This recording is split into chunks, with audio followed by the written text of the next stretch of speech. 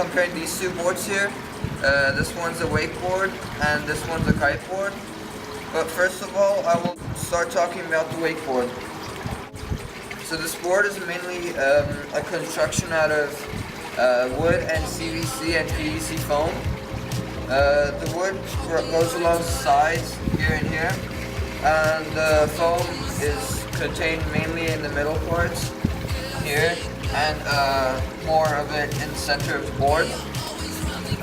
This increases the flexibility of the board and the durability. The center of the board starts with a triple concave, this part here, this part here, this part here.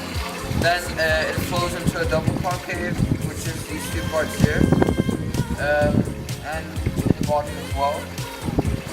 This helps the rider to land better in their tricks, free riding for example. Concaves improve the flow and glide through the surface of the choppy waters or flat waters mainly is the best area that you can ride these boards. The board has a very thin profile, but mainly it is thin in the upper part and the lower part because in the middle it is more stiff for better landings.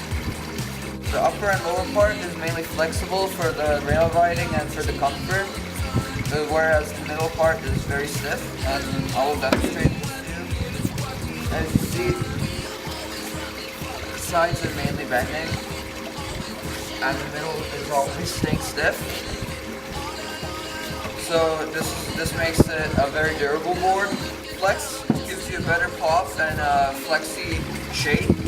So the flexibility and the construction mainly gives you a better pop, which is the way of jumping in wakeboarding and kiteboarding, the small jump mainly. Also, this board, due to the lightweight, is very springy.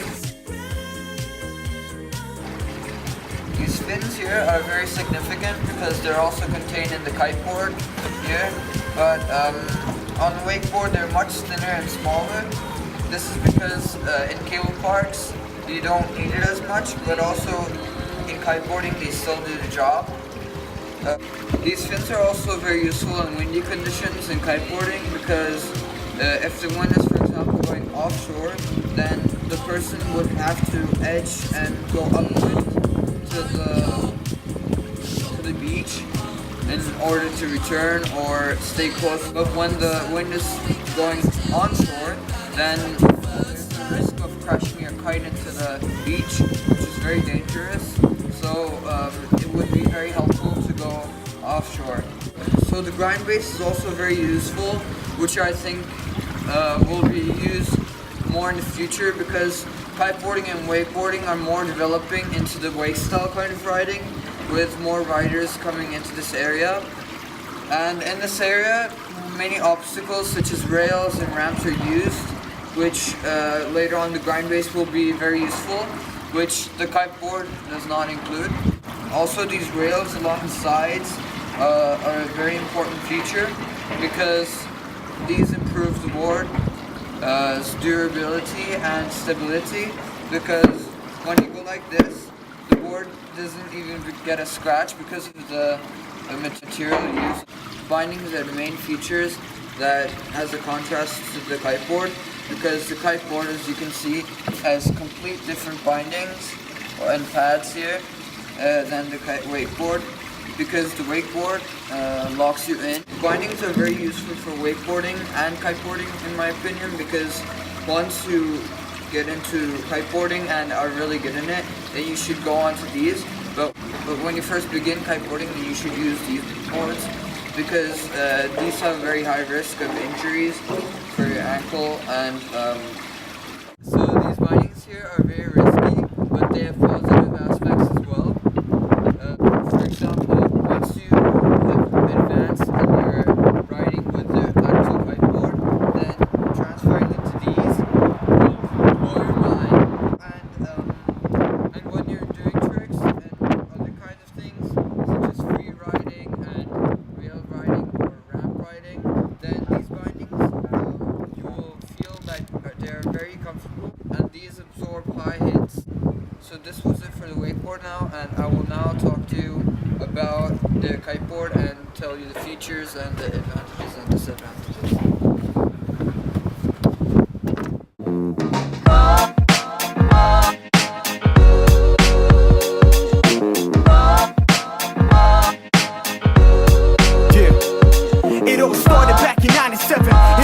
person with big dreams and 6 games whenever the knowledge tested. She had it hot, it senses the whole 9 yards, enough to make my mind go, oh my god. She had me hooked like addiction for drugs, the proper term for the moment, unconditional love. It's like the grips in the blood, she had me hovering over the streets. She's the reason for this, ain't considering my solo release. The reason why I even flow with beats, the reason why I prop Dylan even rose on the feet. Now I'm standing on both of my feet done. She's my life, my shoulder to weep on. She's God's gift to the man, yes, fulfilling my list of the man. It's sick when I fantasize about a life without a body and soul, without a shine in my life. I rock body. Could you imagine the guidance of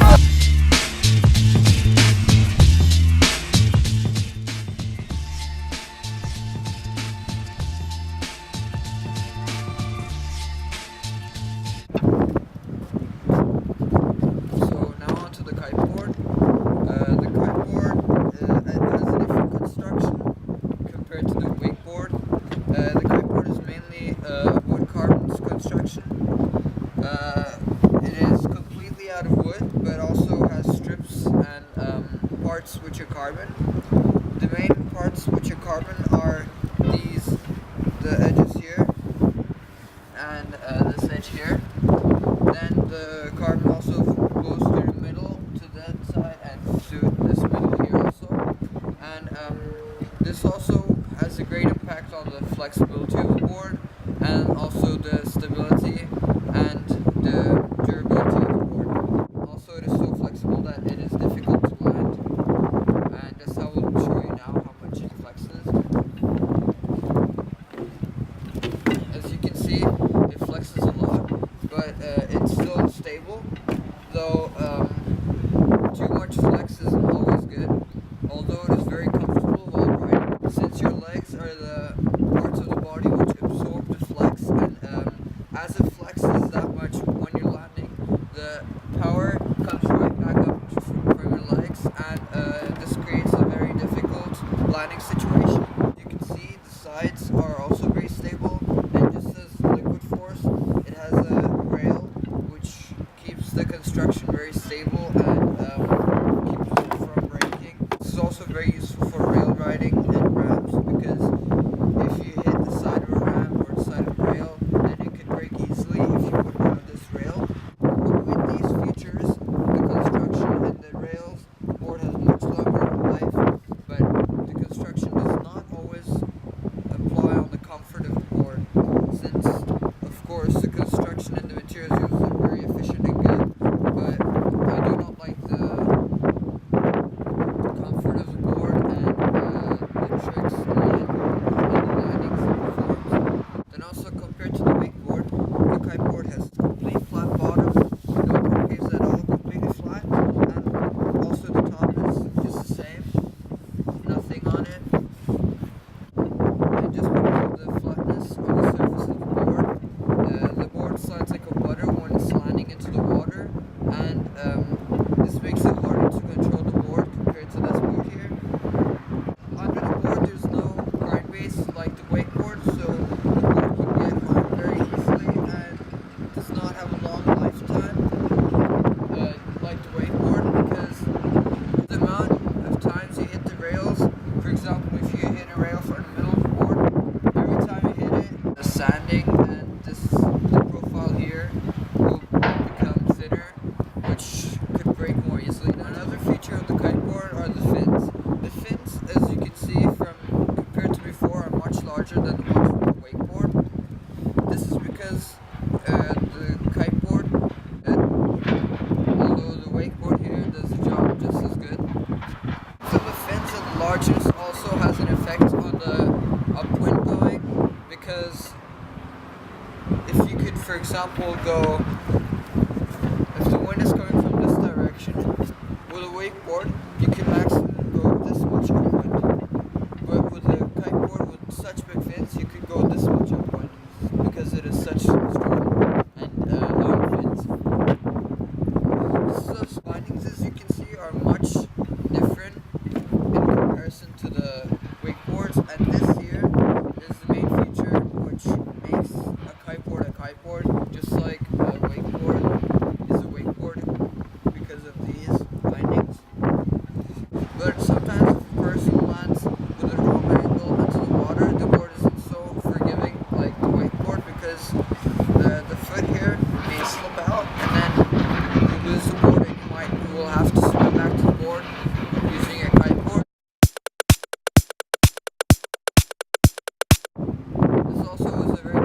also strong winds, because the strong winds, it is harder for you to go back with the kite to get your board while the board is behind you.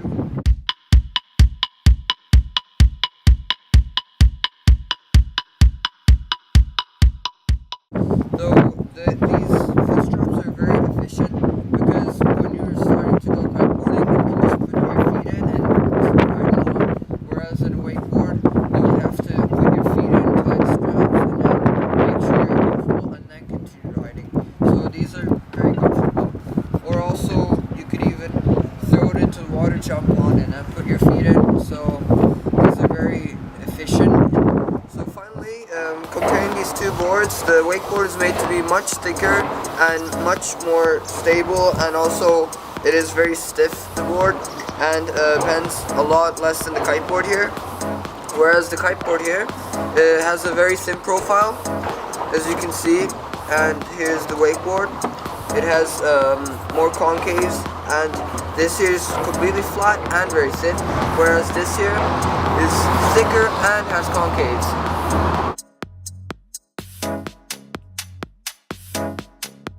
Overall, I think this board is much better and more comfortable. Although I've ridden this board here for about 5 years, well, I've ridden other boards, but they're the same type with these bindings. And when I tried out this binding, it just completely surprised me and had a complete different feeling than I thought it would have.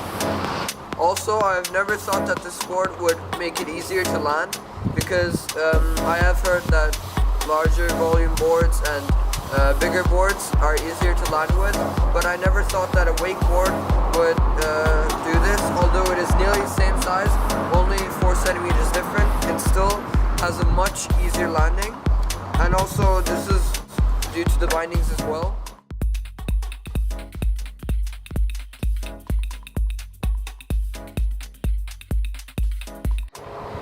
Nevertheless, it's a dangerous sport, and you should first start off with the easier one, because if something happens, then you should be able to get out of your board and swim back to the shore easily. Whereas in this one, when you fall, there are many risks, such as drowning when you land upside down, and with these bindings especially, there are many risks to the sport. Also, when you jump, and after you feel that your landing is going to go wrong, then you can just throw these off your feet and then land flat with your feet, but then you would also have to go swim to your board. Whereas with this one, if you fall bad, then you could twist your ankle. Concluding the topic, I believe this board is better for freestyle riders, because it is much easier to land with it and do all kinds of things, and it is also much more comfortable. You can ride for a longer time and get less tired, whereas this one, your legs get really tired because you have to hold your ankles in place. So the wakeboards here are mainly built to be strong and durable and last a very long time, whereas the kiteboards are meant to have a thin profile and flex a lot. So what I'm saying now is, if you're open to new things and freestyle kiteboarding and you've advanced with this board, you should totally try out this board and see how it's different and much more comfortable and also stable at the same time, because it is a combination of kiteboarding and wakeboarding, which makes it a totally different feeling.